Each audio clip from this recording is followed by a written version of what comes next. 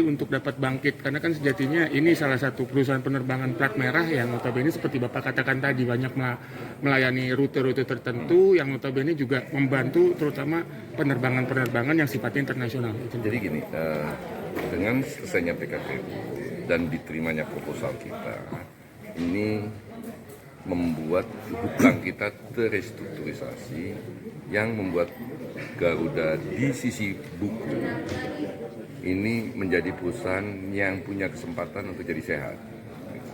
Belum langsung sehat ya, punya kesempatan. Nanti dengan dana pemerintah masuk, ini segala macam, Garuda menjadi perusahaan yang sehat.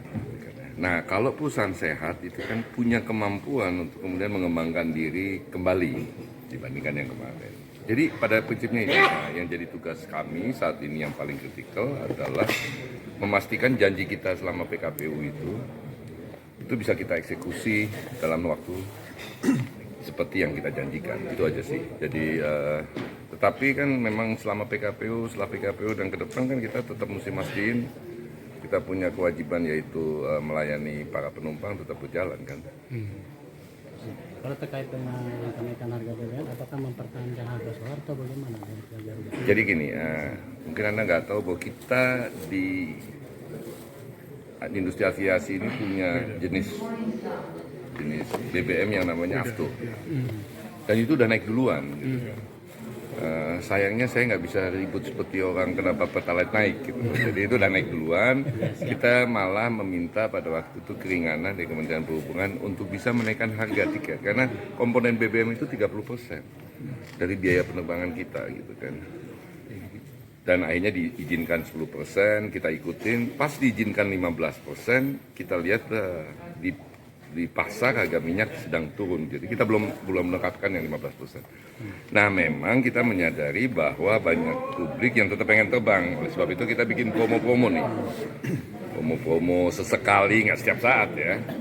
Nggak banyak-banyak juga tempat duduk yang kita kasih. Tapi yang penting ketika Anda memang pengen punya kesempatan itu, ya bisa naik. Seperti itu sih. Ya. Pak, terkait tadi statement yang menyatakan bahwasanya Garuda itu terutama habitual dan budaya masyarakat Indonesia itu berbeda dengan beberapa negara tetangga.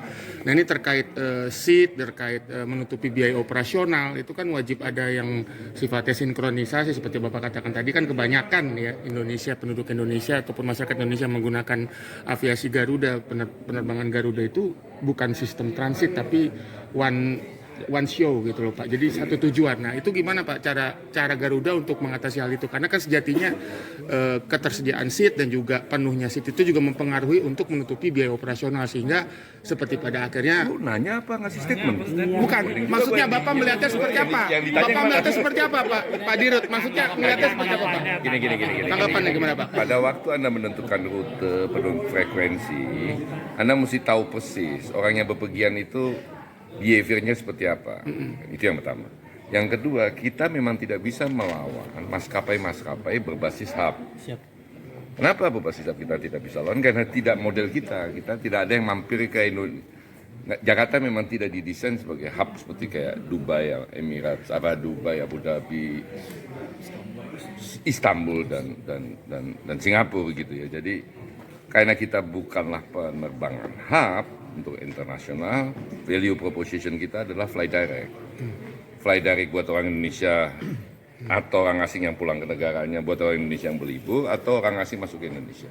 Makanya ke depan kita lagi lihat, walaupun Pak Erik minta kita fokus ke domestik, bila nanti kita buka rute-rute tertentu, kita mungkin akan lebih banyak alihkan ke Denpasar. Terima kasih Pak. Terima kasih banyak Pak Dirut. Sukses selalu Pak Dirut.